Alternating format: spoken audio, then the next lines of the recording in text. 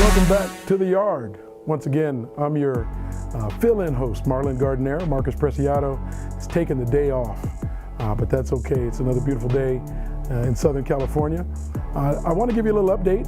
Last you saw me, I was either interviewing the great Todd Durkin or giving you an update on where we were in our case here in California to get sports back. The update is very simple. All sports can finally resume in California. So as you can imagine, we're excited. It's a blessing for a lot of kids who are dealing with a lot of tough situations, a lot of issues. But again, the blessings are here and the kids are going back to sports. But speaking of sports, you barely know me. I can tell you, based on what I'm wearing today, I'm an Oklahoma State Cowboy, where I had the great fortune of playing baseball for Gary Ward back in the old Big 8 days. Probably one of the best times of my life. Wouldn't trade it for anything in the world. But we've got a guest today that's special.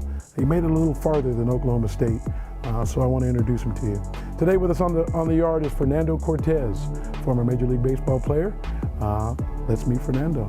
How you doing? I'm doing well. How you doing? Great to have you in the yard. Thank you. I appreciate it. You're a local guy. Yep. Tell us about yourself.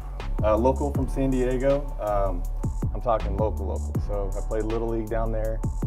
Went to elementary school, middle school, high school, and college. So I went to Helix High School, Grossmont College, and then I got drafted out of there by the Devil Rays in 2001, and then played pro ball for about 10, 11 years. You know, it's always interesting how lives or paths cross. I went to Mission Bay in San Diego, and there was a kid there who I think maybe did a little time in Major Leagues, but ended up at Arizona State, Sean Reese. He was a pitcher. And he drew my attention to that particular high school at the time. I didn't live in the area, but I was motivated by baseball. Obviously, you know, we get to play year-round here in Southern California. And there was a kid at Helix named Rob Ippolito. Just an amazing pitcher. He went to U of A. And that actually got me thinking about baseball in college, and it really sort of changed the direction of my life. How did this baseball thing work for you? For me, I mean, I love sports in general. So, and I'm obviously gotta give you some credit and commend you for getting these guys back out in the field, boys and girls back in California playing sports. Without sports for me, I mean, to be honest with you, I don't know where I would have been. I grew up in Southeast San Diego, so I was dodging gangs, I was dodging, you know, what lifestyle is really gonna live. You know, my mother was a single mom. I didn't grow up with a dad, so she raised me and my sister. She worked 2-3 jobs, and sports for me was my outlet. So I played baseball, I played basketball, I played football, I ran track. I was the kid that was going from the, running track, putting my baseball uniform in the back of the car, and then getting to the baseball field. So I always had a passion for baseball, sports in general, but baseball was, for some reason, I liked hitting the baseball. I liked diving and making the plays. I liked the concept of playing a team sport, but having that individual effort. I liked when people gave me those standing ovations when I made the good play. But then I also liked contributing with the team and, obviously trying to see if we can win the game. So it was a tough balance for me in baseball because I can go 5 for 5 and then we lose. So I can't be super happy because the team looks at it differently. We had to wait till you got home. Yeah, I had to wait till I got home. It's funny, to this day, my mom says, she goes, I used to hate when you guys would lose. And I said, why? She goes, because you'd sit in the back of the car and you wouldn't talk to anyone. And then the moment you would talk is when we asked the question. The question was, what are you upset about? And she said that I would just go off. He didn't do this, he didn't, so, and, from a very young age, I think sports was something that would drive me. Didn't matter what sport I was playing, but for some reason, baseball just always was, the dream. Something embedded in me said, I want to be a baseball player. And that's what I chased harder than any other sport. I stopped at Oklahoma State. What made you go well beyond? What about you got you to the big leagues? I mean, I look back now as I'm older, I definitely was blessed with talent. I was physically smaller than everybody else, but at some point I ended up growing. So the talent, athleticism grew into the actual physical body, and I was able to put it all together at a late age. This didn't happen until I graduated from high school, going into my freshman year in college. Out of high school, I literally had one offer. It was Bethany College in Kansas. And I mean, I had guys on my team in my league that ended up having multiple scholarship offers to D1 schools. And I literally thought about going to play in Bethany. And I said, well, this is my only offer. Something told me in my gut, in my soul, my spirit told me, hey, stay put, be patient. I felt like the Lord was telling me to stay home. And figure out what are you going to do with your life here as you grow and mature. So that's what I did. Stayed home, stayed at the house. My mom cooked me, good meals. I would drive to Grossmont College, and it all kind of came together. It was that perfect scenario. Outside of that, I feel like I worked really hard. I put in the work. I would hit 200, 300 balls a day. I would take 200, 300, I was grinding. I came from, like I played at Helix, so basketball, 5 a.m. in the morning, football, like, the grind. I do. So I had that mentality as a football, basketball guy playing baseball. I felt like the athleticism ended up helping with that, the work ethic, and then, just right place, right time. Before I ask you where you played, for those who don't know you, I remember a name from Grossmont College. We thought of him as a legendary coach, but he had a very unique characteristic about him. You didn't play for Olson, did you? I did play for Olson. That unique characteristic was his mouth. His mouth. You didn't have to play for him to understand. He was a little intense. Very intense. There are characters that live in your head forever. Yeah. And I came across him, I guess it's almost 30 years ago, but not somebody that I could forget. Oh, yeah. I'm sure there were some figures in your life, influences in your life that helped you as you were going through that. You talked a lot about your mother. I'm assuming your mother's one of those big influences. Oh yeah, she's number one. To be honest with you, I've had tons of coaches that are either coaches, mentors, which I still hold dear to my heart right now. Still speak to them. I grew up at the Lemon Grove Rec Center, so I literally could go down the list and I don't forget them. Mom is number one, and the funny thing is they all know Mom's number one. That's right. When they see her, they're like, "Hey, what's up, Mom?" Because they would come pick me up. They'd take me to practice. They would share me. Yeah. Football coach would share me with the basketball coach, vice versa with the baseball coach. And everyone knew, like, hey, don't worry about your son. We will take care of him. So they all took care of me while she was taking care of, life and taking care of what she needed to take care of. So my biggest thing always as a kid too, growing up, I said, I'm gonna make it to the big leagues. I'm gonna show everybody what I can do. I'm gonna prove to them, that I can make it, and I'm gonna show my mom and, everything. We didn't have money, but somehow I had cleats. We didn't have money, but somehow I had the bat. Yeah. And that bat might have lasted 3, 4, 5 years, but I had it. You know what I mean? So she was definitely number one. I definitely, without her pushing me, I'm not sitting here right now talking to you. So you go from Grossmont College. What was the next step for you? So I went to Grossmont for 2 years. Got drafted by the Devil Rays 2001, and 2 weeks later, I signed a contract. I was on a plane playing in the New York Penn League, and I remember that's when everything to me just became real. Real good or real bad? Real, real, like this is real life. Yeah. And you go through that moment where you're getting drafted and recruited, and I'm doing pre-draft workouts for major league teams, and I have like I said, in high school, I had one offer. Now I'm, every time I go to the mailbox, I got a school. You name the school in the country, it's trying to get me. Yeah. And now I'm 19, so I just don't know how to handle this stuff. But I finally signed, went, and I was an All-American my sophomore year leaving Grossmont. And I had a little cockiness to me, a little edge to me, and I think you all have to have that. If you don't have it in baseball, where you're going to fail 7 out of 10 times, it'll crush you if you don't think you're something special and have some place to go. Absolutely, absolutely, and that's a fine line between being arrogant, cocky, but you have to believe in yourself. You have to know you don't get that far without believing in yourself first. And the whole flight all the way to New York, I was like, you're an All-American, you're good. You've gone this far, you're gonna take over, you're gonna do this. I remember landing in New York, getting to the field. They're already there for like a couple days that I had signed later. And I go out to the field and they're all stretching. I'm looking around, they're throwing the ball, and I'm like, okay, everybody's good. Everybody's the same. And this is just my team, not even the other teams in the league or the other leagues and divisions. So I remember just sitting there going, wow, okay, this is real.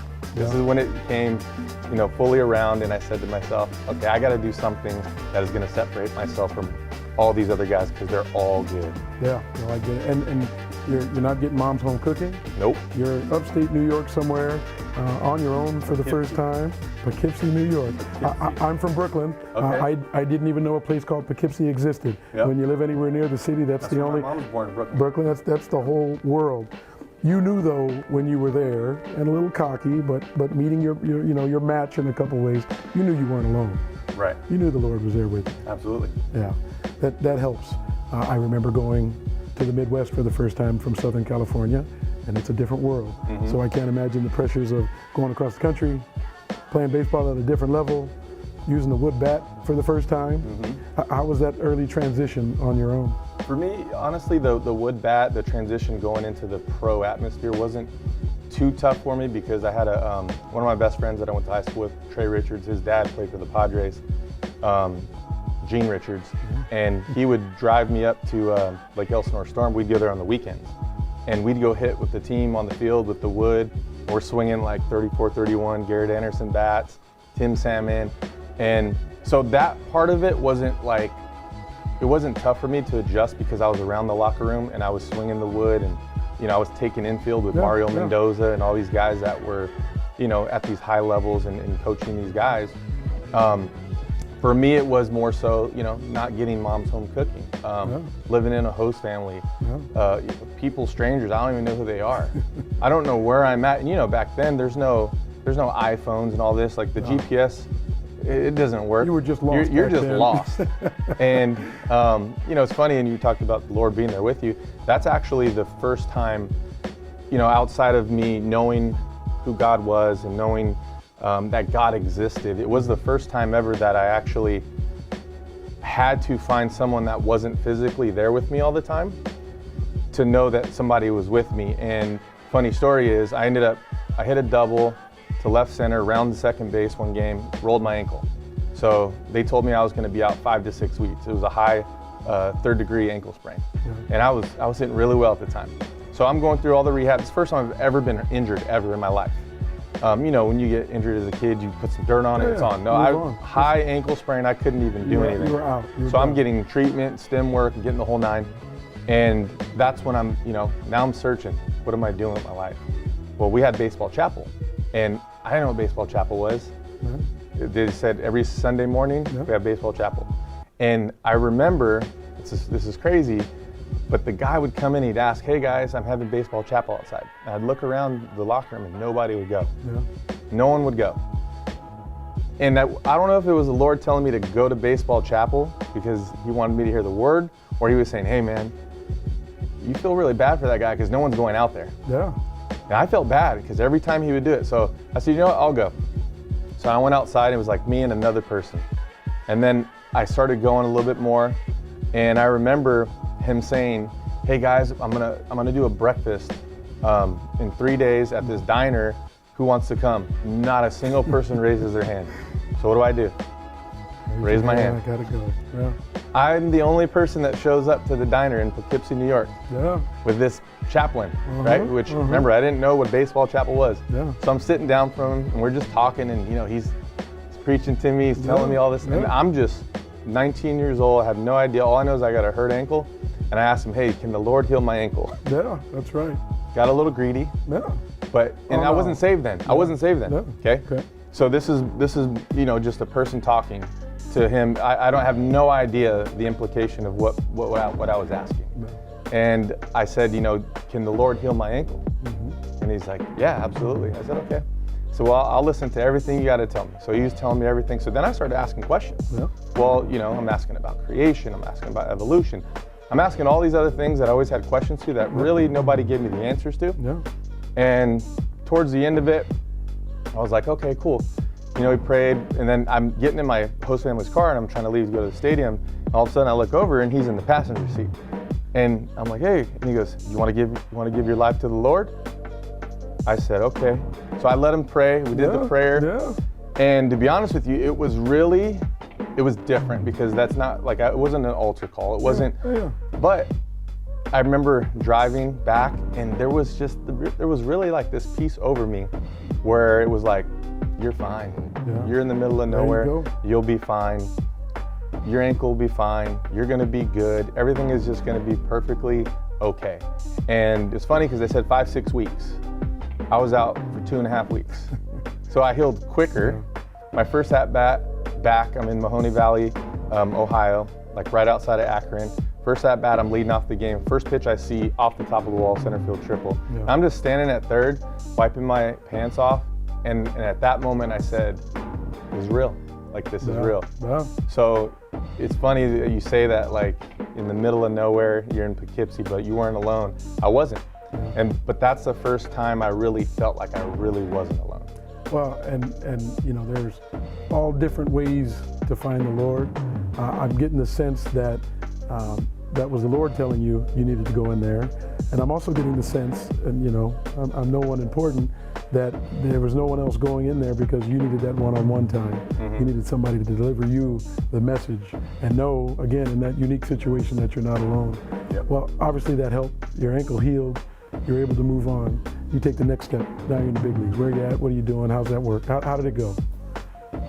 So 2005, my grandmother and my mom were just with me in Durham, North Carolina. I was in AAA, and they were there like the whole week.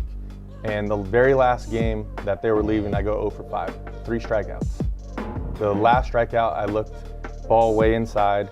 It was a ball, and I looked back and I made the last out of the game. Still telling yourself that? Oh, it's 100% a ball. Oh yeah, okay. I'm not gonna Absolutely, lie. absolutely. So I look back at the umpire, and because it's the last out of the game, there's nothing I can even say. He's gone. Nobody to talk to. There's no one to talk to.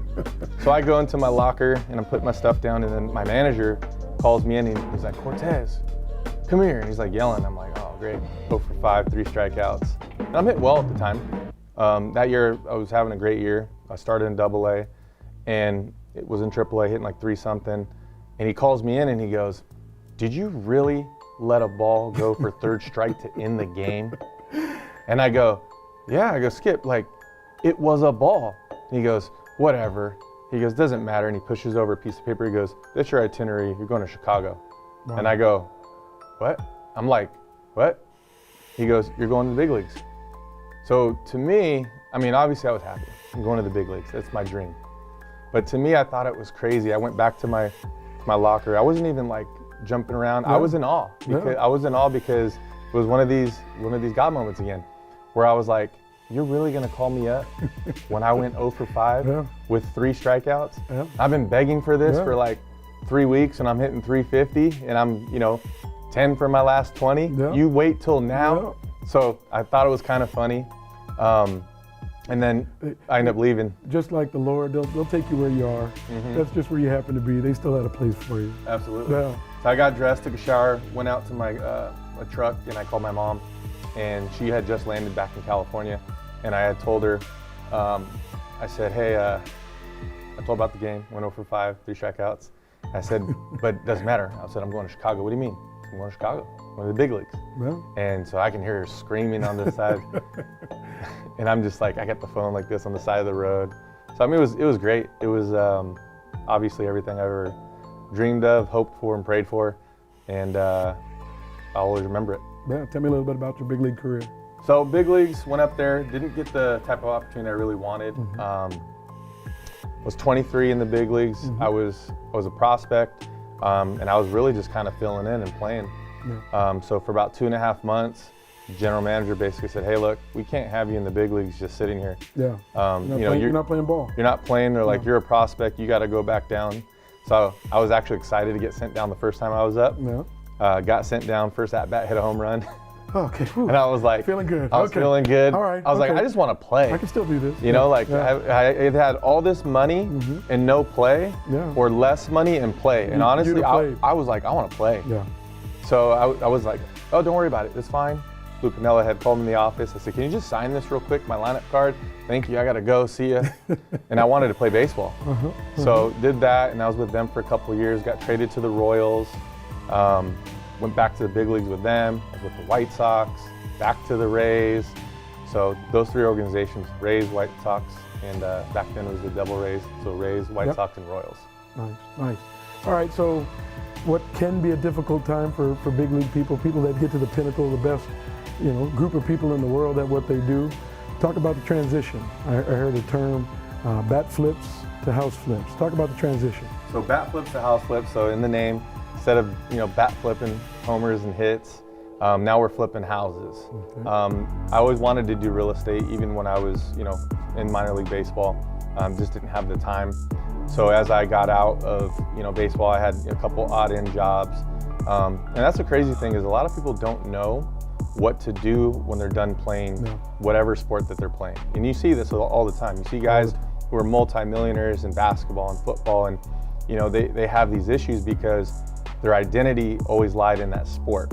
And I think, and I'm happy that my career wasn't as good as others, because I feel like I would have been the type of person that my identity would have lied in that sport. Yeah. And it was an easy transition for me, because when I got out of that, I knew my identity did not lie in baseball. Yeah. It lied in the Lord. He told me I was going to do certain things. It just, what route was that going to be? Yeah. Now, without that relationship, I don't know where I'm going to be. Yeah. I have people to this day that still call me and they're asking me, what should I do? And I'm like, I don't know, because I'm not you. I can tell you how to get from point A to point Z. Yeah. I can help you execute, but you got to figure out what it is that you really want to execute. Yeah. So the transition for me, I ended up finding real estate like I wanted to. Yeah. We buy a lot of houses in Southern California, so Riverside County, San Diego County. We go in there, all the beat up houses, things that need work. Yeah. We fix them up, we have a crew, we make them look beautiful again, throw them back on the market, and we move on to the next one. So I love that. I enjoy it. It's just myself and my business partner, Chad Decker, and he played baseball in the Padres organization, so he was a pitcher, so he was down with the name. I said, hey, let's do the name. We both play baseball. It'd be cool. We both play baseball. Yeah. Now we're doing houses. Yeah. So, and we're our own bosses, and we're able to go to this house, go to that house. We live at Home Depot and Lowe's and all these things. So I enjoy what I do now. It wasn't an easy transition, but I will say, having that relationship and having that backbone and that solid foundation was everything that was in between made it so much easier. Again, you're not alone. Exactly. In the next transition in your life. All right, you're probably like me. Got to play a little ball, love baseball. I have a hard time going to a Little League game and watching a kid with a bad swing. I'm the guy that stays to the end of the game, tries to show a kid a pointer or two. Kid gets a hit next time, they call you up, they think you're the actual savior, So we try to help, but it sounds like you're still connected to baseball. I am. So I've done travel ball. I did it for about 4 or 5 years. I started my own organization, and then I started my own company doing private lessons. So I actually weeded away from travel ball. It was a lot of time, a lot of effort. I enjoyed it, but you're managing, parents and kids and schedules. Not as much baseball. Yeah, not as much baseball as you think. So, I kind of consolidated the efforts in baseball and decided to just stick with one-on-one. So right now I have a lot of one-on-one clients, anywhere from like 9 years old to guys that are 19, 20 playing in the minor leagues. Yeah. So I work on defense, hitting. I have a facility up in Temecula. After I do this show, I'm gonna go up there in a couple hours. Yeah. I got a kid that I'm working with, a 9-year-old. So I'll be with him for a half an hour to an hour. So I stay close, but I stay kind of far. The game's changing a lot. The world's changing a lot. There's a lot of... the world needs baseball. The world, yeah. Can't wait for it to come back. Yeah, so I stay connected the best that I can. I still have all my connections with baseball. I'm happy to see now that these kids are going to be able to play. And trust me, I see the back end of it too, because they come to me because they want more, because they're not getting the games. Yeah. So now that they're able to get the games, now I can just kind of polish them up a little bit. And I'm not just spending all the time to fill the void of the fact that they can't play. No. Now it's like, let me, hone your swing, let me get you dialed in, you go execute in the game. Yeah. Well, listen, you obviously have had a very high level of talent and skills, and it's nice to hear that you're giving back. But I always remember being in sports and thinking of guys who made it to the big leagues as these bigger than life, You know, they walk on water. They're miracles. And then you find out that they have regular stories and regular lives and all the normal things that go on for people. And the ones that tend to be the most successful are the ones that recognize they were blessed. So here on the Yard, as faith and sports collide, I'm guessing the gifts you received are a big part of the story, from the big leagues to where you are today. Tell us about your faith in sports. So for me, like I said before, as a younger kid, I knew there was something always there. Didn't really quite put my finger on it until I got a little bit older. And in God's timing, it was perfect, because I think He showed up right when I needed Him the most. It was literally when I got dumped out into the middle of the ocean by myself. You know, when I got on that plane and I went to New York, that's when I was probably the most alone and, you know, separated from my family, my friends, and the normality, that comfort zone.